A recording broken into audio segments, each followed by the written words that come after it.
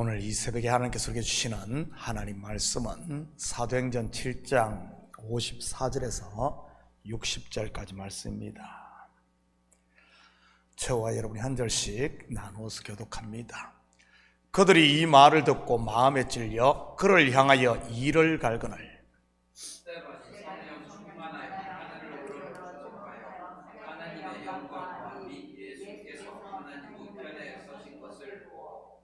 말하되 보라 하늘이 열리고 인자가 하나님 우편에 서신 것을 보노라 한대.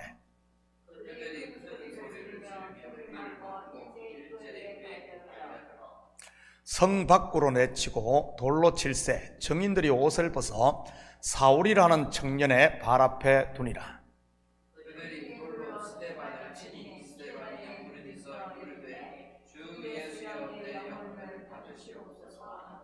함께 읽겠습니다.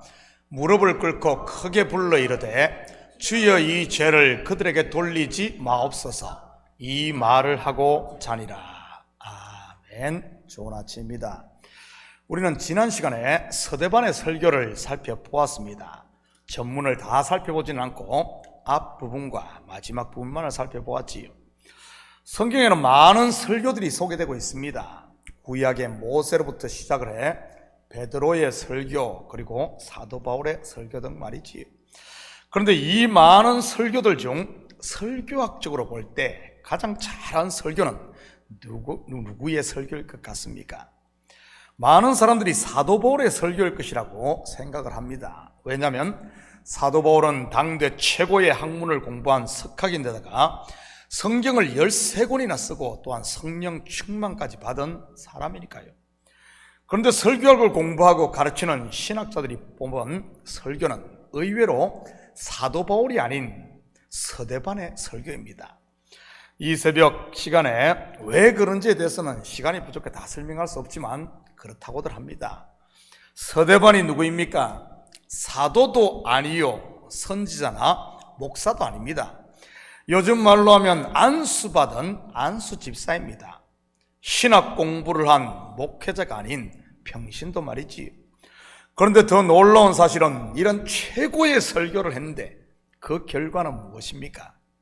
은혜 받았습니다 하며 많은 사람이 죽게 돌아온 것이 아니라 바로 돌에 맞아 죽었습니다. 베드로가 설교했을 때는 3,000명, 5,000명이 돌아왔는데 말이지. 그런 것을 보면 설교 잘해서 죄인들이 회개하고 설교 못해서 구원 못하는 것은 아닌 것 같습니다. 오늘은 서대반 집사의 설교를 들은 청중들의 반응 속에 담긴 이 영적인 의미들을 같이 공부해 보도록 하겠습니다. 54절입니다. 그들이 이 말을 듣고 마음에 찔려 그를 향하여 이를 갈거늘. 서대반 설교의 핵심 요지가 무엇입니까? 지난 새벽에 말씀드렸는데 공회원들과 유대인들이 자랑하는 세 가지에 대한 실상을 다 드러낸 것이었습니다. 선민사상과 할례 그리고 율법에 대해 말이지. 할례를 자랑하면서도 마음과 귀에 할례를 받지 못한 사람들, 율법을 자랑하면서도 율법을 지키지 않는 사람들, 그리고 하나님으로부터 선택받은 선민임을 자랑하면서도 하나님이 보낸 선지자를 죽인 사람들이 바로 당신들이라는 말이지. 한마디로 그들의 정곡을 찔러버린 것이지. 누가 이렇게 했습니까? 성령 충만한 서대반의 입을 통해 하나님의 말씀이 그렇게 한 것입니다. 히브리서 4장 12절 13절입니다. 하나님의 말씀은 살아있고 활력이 있어 좌우의 날선 어떤 금보다도 예리하여 혼과 영과 및 관절과 골수를 찔러 쪼개기까지 하며 또 마음의 생각과 뜻을 판단하나니 지으신 것이 하나도 그 앞에 나타나지 않음이 없고 우리의 결산을 받으시리에 눈앞에 만물이 벌거벗은 것 같이 드러나느니라. 정확하게 이 상황인 것이지. 좌우의 날선 하나님의 말씀의 금에 마음이 찔린 그들은 서대반을 향해 이를 갑니다. 이 말씀을 누가 했습니까? 서대반의 입을 통해 성령 하나님께서 하신 것입니다. 그렇다면 서대반에게 이를 갈 게 아니라 하나님께 일을 갈든지 아니면은 회개해야 하는 것 아니겠습니까? 그런데 지금 이들은 스데반에게 일을 갑니다. 방향을 잘못 잡은 것이지요. 다르게 말하면 관역에서 벗어난 것입니다. 관역에서 벗어나다라는 헬라어 단어가 하마르티아인데 죄를 말하는 단어입니다. 그들이 지금 여전히 죄에 매여 있다는 그런 말이지요. 이들에 비해 베드로의 설교를 듣고 회개함으로 성령을 선물로 받아 구원을 받은 사람들은요, 그들은 누구에게 회개했습니까? 베드로입니까? 설교를 한? 아니면은 하나님입니까? 바로 성령 충만했던 베드로의 입을 통해 말씀하시는 하나님께 회개를 했습니다. 저는 우리 식구들이 말씀을 들을 때마다 문목사 앞이 아닌 코람데오 하나님 앞에 설 수 있기를 축복합니다. 여기서 말씀을 전하는 목사는 대언자일 뿐입니다. 하나님의 말씀을 전달하는 메신저, 요한계시록의 언어로 말하면 사자, 앙겔로서 말이지. 말씀에 마음이 찔립니까? 저한테 아무리 일을 갈아봤자 이만 아플 뿐입니다. 저한테 회개해봤자 제가 성령을 주고 구원할 수 있는 것도 아니고요. 코람데오 하나님 앞에 회개해야 하는 것입니다. 그러면 사는 것이니까. 55절 56절입니다. 스데반이 성령 충만하여 하늘을 우러러 주목하여 하나님의 영광과 및 예수께서 하나님 우편에 서신 것을 보고 말하되 보라 하늘이 열리고 인자가 하나님 우편에 서신 것을 보노라 한데, 그에 비해 스데반은 어떻습니까? 다른 사람도 아닌 사내들인 공회원들이 손에 돌을 들고 일을 가는데 스데반 집사님은 전혀 요동하지 않습니다. 앞장에서 보면 그의 얼굴은 오히려 천사의 얼굴처럼 빛이 나지요. 왜일까요? 코람데오 하나님 앞에 서 있었기 때문인 것입니다. 그런데 여기에 독특한 표현이 하나 등장을 합니다. 예수께서 하나님 우편에 서신 것을 보고, 성경에 보면 예수님께서 하나님 우편에 앉아 계시다는 표현은 많이 나옵니다. 그런데 하나님 우편에 서 있다는 표현은 흔치 않지요. 보통 앉아 있다는 표현은 심판을 의미합니다. 그에 비해 서 있다는 표현은요, 식당에 가면 보통 누가 서 있습니까? 시중드는 사람입니다. 경기장에 가면 보통 관중들은 앉아서 관람을 합니다. 그런데 관중들이 언제 벌떡 일어섭니까? 찬스가 왔을 때 선수를 격려하거나 환호할 때입니다. 지금 서 계신 예수님의 모습이 그런 것이지, 스데반을 응원하는 모습 말입니다. 그리고 그에게 면류관을 씌워주시기 위해 시중드는 모습 말입니다. 스데반이라는 이름의 뜻이 면류관이니까요. 우리가 코람데오의 삶을 살면 예수님이 격려하고 예수님이 응원하며 예수님이 우리의 머리에 면류관을 씌워주며 우리에게 힘을 다하는 것이지. 57절 58절입니다. 그들이 큰 소리를 지르며 귀를 막고 일제히 그에게 달려들어 성 밖으로 내치고 돌로 칠세 정인들이 옷을 벗어 사울이라는 청년의 발 앞에 두니라. 왜 이들이 큰 소리를 질렀겠습니까? 말씀을 듣지 않기 위해서입니다. 지금도 교회에서 큰 소리 내는 사람들 있지 않습니까? 왜 그런 줄 아십니까? 영적으로 보면 말씀이 마음에 찔려서 그런 것입니다.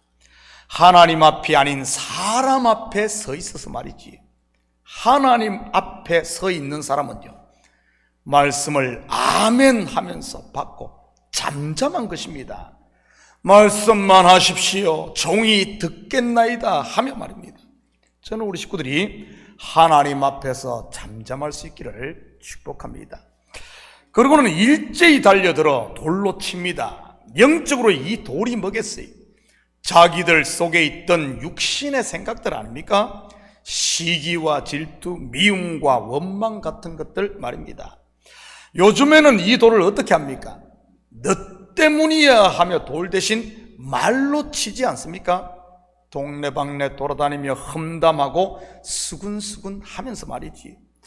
그런데 그들 중에 누가 있었습니까? 사울이라는 청년입니다. 아마 서대반을 쳐 죽이는데 사울이 앞장을 섰던 것 같습니다. 그러니 그들이 옷을 벗어 사울 앞에 둔 것이지. 무슨 의미로 옷을 사울의 발 앞에 두었겠습니까? 서대반이 하나님을 모욕하는 것을 네가 들었지. 우리가 서대반을 죽인 것은 법대로 한 거야. 네가 정인이다. 이런 의미인 것이지. 신성모독을 하면 율법에 돌로 쳐 죽이라고 했으니까요. 그리고 당시 사내들인 공회는 종교재판으로 사형을 시킬 수 있는 권한이 있었습니다. 사울은 사내들인 공회원이고요. 이 일로 사울이 역사의 전면에 등장합니다.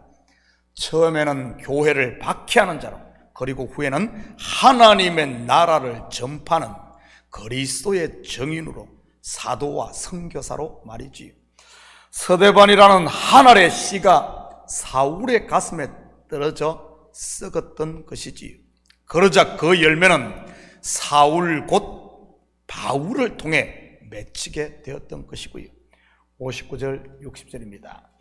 그들이 돌로 서대반을 치니 서대반이 부르짖어 이르되 주 예수여 내 영혼을 받으시옵소서 하고 무릎을 꿇고 크게 불러 이르되 주여 이 죄를 그들에게 돌리지 마옵소서, 이 말을 하고 자니라. 서대반의 마지막 말, 누구를 닮았습니까? 바로 예수 그리스도입니다. 예수님께서 십자가에 사신 가상칠언의 말씀 말입니다. 다르게 말하면 그는 죽는 순간까지도 하나님께 쓰임받은 사람이었다는 말입니다. 하나님께서 그의 입을 통해 말씀하셨던 것이지요. 비록 아직은 준비되지 않았지만 결국 사울이라는 청년 서대반의 죽음을 통해 누구의 죽음을 보았겠습니까? 바로 십자가에 죽으신 예수님 아니겠겠어요? 나중에 사도 바울은 회심한 후에 자기가 예수님을 만났다고 여러 번 고백을 합니다. 그러면 우리는 대부분 다메섹 도상에 빛으로 오신 예수님만을 생각하지요. 물론 그때 만난 예수님은 부활하신 예수님입니다. 그렇다면 사도 바울이 부활의 예수님만 만났을까요? 분명 십자가에 달리신 예수님도 만났을 것입니다. 그렇다면 십자가에 달린 예수님은 언제 만났겠습니까? 바로 서대반의 죽음을 통해 아니었겠어요?